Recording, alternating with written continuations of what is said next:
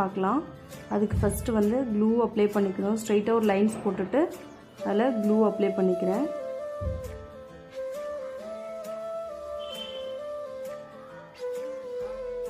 இப்போ ஸ்டோன் செயினை ஊட்டிடலாம்.